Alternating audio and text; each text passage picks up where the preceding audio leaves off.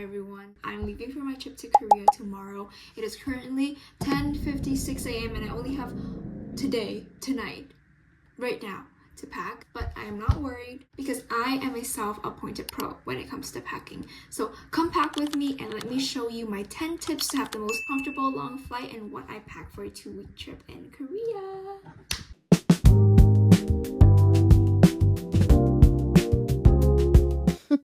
If you're new to my channel, hi, my name is Lynn. I take at least one international flight a year and they're always a 14-hour plus flight, so I've had some experiences. My longest layover was actually 11 hours at Incheon International Airport, and that was an experience. Stay till the end for my number 1 tip for international flights, and if I miss any tips or tricks, please let me know in the comments below. Tip number 1, you must bring items in your carry-on that satisfy 3 needs: sleep, entertainment, and feeling fresh. For sleep, if you don't sleep on the plane, I guarantee that you will feel exhausted, you will nap as soon as you land, and you will have jetlags for the rest of your trip. So you need to plan ahead. My first item that I bring is noise cancellation. I always bring wired earphones with the dongle at the end to watch movies. I have AirPods to connect to my phone or devices. I have earplugs for sleep. Some people wear AirPods or headphones because they cancel noise a little bit better, but I also find that they are super uncomfortable with my big ass ears and they fall out super easily. I also bring an eye mask because they be turning on the lights at the most random hours. I need a jacket to keep warm, one with a hood. Specifically for my neck pillow, I stuff it in this little pouch because I hate it when people just bring their neck pillow around like that because the airport is dirty. The other thing you need to satisfy is entertainment. What helped me was definitely music, movies. I try to sleep most of the time, but this time I'm bringing my iPad so I can play games, I can draw, and I'm gonna be flying with my friends, so I downloaded some multiplayer games to play. The last thing on this list, and dare I say the most important one, is actually bringing items to make sure you feel fresh throughout the trip. I always bring a fresh change of clothes. That means underwear, socks, a change of shirt. For toiletries, I bring wet wipes, makeup, face wash, toothbrush, toothpaste, floss, items like that to make sure I don't feel yucky. One thing I utilize a lot is using my old lens cases for small items. I used to wear monthly lenses and now I have the cases for them. I just put the 4 essentials of my face routine, which is an oil cleanser, a face wash, a moisturizer, and sunscreen into 2 lens cases, and they fit perfectly. This actually segues to tip number 2. While you're packing your carry-on, make sure to never bring any liquids that is above 100 milliliters. Even if you've used up half of the bottle, the security person might still ask you to throw it out. Some places they're more lenient, but you never know. You get away at one airport, but not the other. Tip number 3, don't be afraid to stand up when the seatbelt sign is off so you can stretch your body. I know my ass be giving concave flex. Yeah. So don't be afraid to do some lunges, when there's not too many people. With that out of the way, what should you bring in your check-in luggage? I'm bringing 2 luggages still, a smaller size that I usually use to carry on, and a really big one.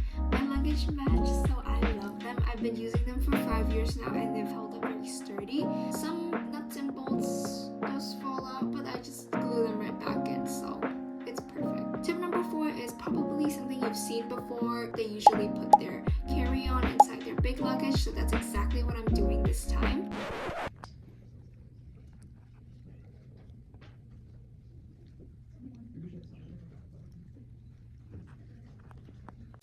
Now, in order to pick the outfits for my check-in luggage, first you need to look at the weather and the activities that you will be doing in your trip. We'll be doing a lot of walking around, so I need cute walking around fits, whatever that may be.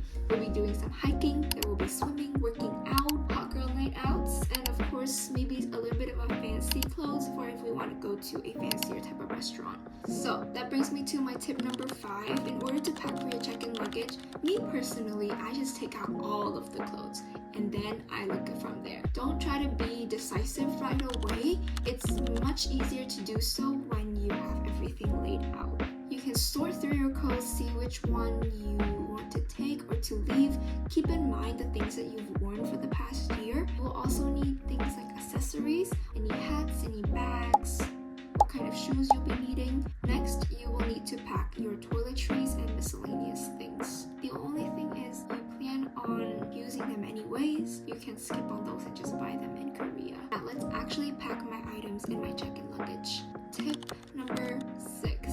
I love packing cubes, but I don't use them the same way most people do. If your packing cube doesn't have compression, then there's all these extra airspace, and that's what makes your luggage bulky. Best way to pack your items actually to lay them all flat on top of each other. The things that are bulkier, like your sweaters, your long dress, they go in the bottom so that all of the weight above will compress it together, and that's what makes it more compact, because clothes that lay flat takes up the least amount of space. Tip number 7.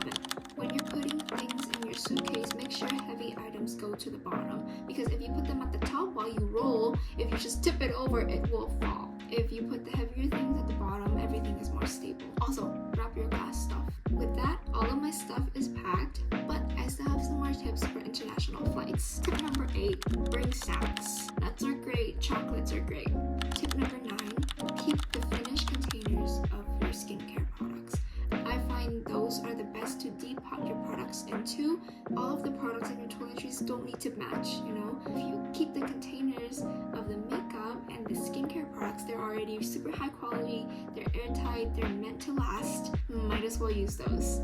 Which brings us to my final tip number 10. In order to avoid jet lag, you need to sleep like the place you're going to when you're on the plane. What does this mean? As soon as you get on the plane, you need to add your destination's time zone into your clock app. Then while you're on the plane, in your awake time, no matter how sleepy you are, you should try to stay awake. So then once you land, you've already kind of acclimatized to the time zone that you're going to, therefore no jet lag. When I landed in Vietnam a few months ago, I landed at 10 a.m. So in order to stay awake, I had to go get my nails done, my hair done, my facial done.